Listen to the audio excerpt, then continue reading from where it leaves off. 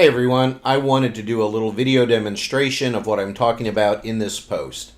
If our goal is to do as little post-production to an image just to get it to a presentable level, my hypothesis is if you will nail your skin exposure to the correct level, you will find that there is very little post-processing necessary to fix or address your images. With RAW, and with those who advocate, I shoot RAW so I can just adjust anything. While all of that may be true, what you will find is that skin is particularly sensitive to over and under exposure. If you go out on the web and you look at posts that have to do with the power of RAW, they love to take a picture of a landscape photo that was taken that was so dark and black that you almost can't make out any detail, and they open it in a RAW editor and they push the exposure up by 3 stops, and voila, you have, look, I've salvaged this image that was taken 3 stops underexposed. Or they push up the shadow detail in a landscape or an architectural shot where the shadows are 2 stops underexposed in uncontrolled lighting, and look what I can do in RAW. Most of us here on this page are portrait photographers, and we shoot people, and people have skin. And skin, the way it absorbs and reflects light, is particularly sensitive to over and under exposure in a way that to me is completely different than whether I just want to change the brightness level of my background or her hair or her shirt. And let me show you what I'm talking about. Here's an image where I shot good and proper exposure of her skin tone by setting exposure using the gray card method we advocate around here. It would be no different than if I metered it with an incident meter. When I open this image and look at the exposure, looks good to me. Make absolutely no changes at all to any of the settings that I can do in my RAW editor. So I open my image. Of course, if this was an image that I was going to later post on the web, I might go around and do all the normal editing things like fix blemishes, and she's got some flyaway hairs, and I might crop it to a pleasing, square or rectangular form that I like. But we're talking about the exposure on her skin. And really, I like to pop a little bit of a mid-tone curve adjustment, so I might push up the midtones just ever so slightly. And with that being said and done, there's very little left to do to this image as far as making exposure correction, and that's because I got my exposure set correct and accurately at the time of shooting. Let's compare that to an image.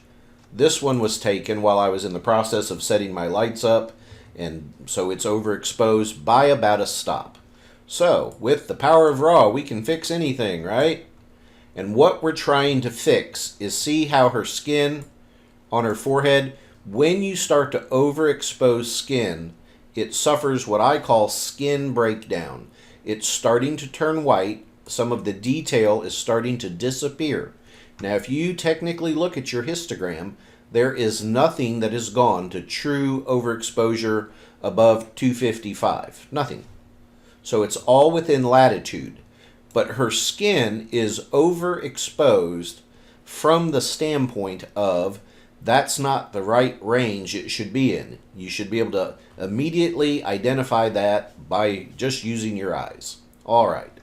So, if her skin is overexposed, I might say to myself, well, I can bring this exposure slider over. And while that does reduce the brightness of the hot spots, it's also pulling down areas of her skin that were at a level that I actually wanted. So a simple exposure adjustment doesn't completely fix our problem.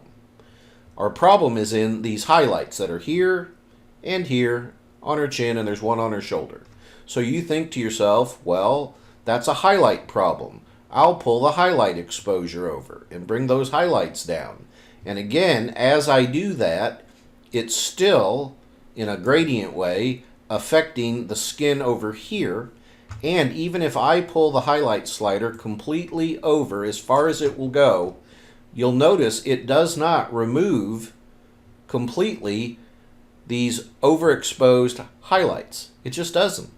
And if I go back and I play with the exposure and go back and forth trying to bring this skin area back up to where I wanted it, that doesn't solve my problem. So the next thing is I could then, get an adjustment brush.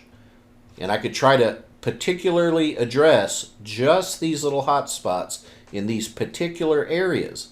But as you can see, when I opened this image, this one, and made no adjustments to it at all in RAW, and then hit it with a slight curve adjustment, if you can't see that that is a better image that needs no starting work to try to get it back to where it needs to be, you're working yourself in a circle. And what you're going to end up doing is, it's sort of like the dog chasing his tail. Round and round in circles you go, because you first try to fix the hot spots, and that throws off the other areas that you didn't want to, so that leads to spot adjustment, and round in circles you go, where the remedy is you save yourself a lot of work by simply trying to get your base exposure, right where you want it. And notice that we don't have those gradation problems where there is a slight highlight here, but comparatively to over here, because my exposure was set accurately, I didn't suffer the skin breakdown problem, and I can make adjustments to this image to get it exactly where I want it before I commence all the artistic type of editing.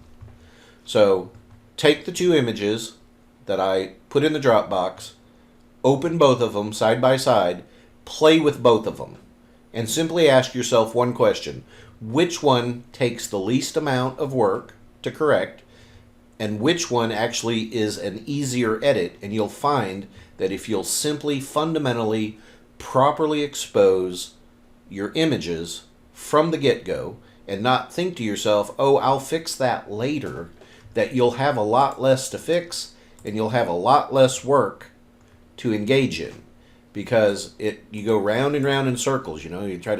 If part of her skin is dark, I try to curve it up, and then maybe make a curves adjustment layer where I'm going to darken the highlights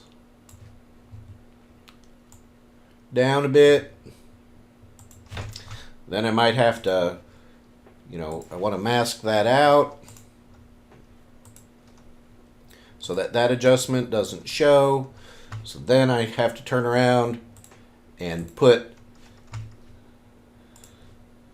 paint in the adjustment to try to bring down these highlights that are occurring. Then I have to fade it. And it's all the stuff you have to do, round and round in circles you go. And yes, you certainly can, in RAW, try to get it back, to where it needs to be. But even something like a curves adjustment doesn't completely fix these hot spots that are occurring. And you'll just start chasing it in a circle, in a circle, in a circle. And the problem is getting good base simple exposure will help avoid all of that.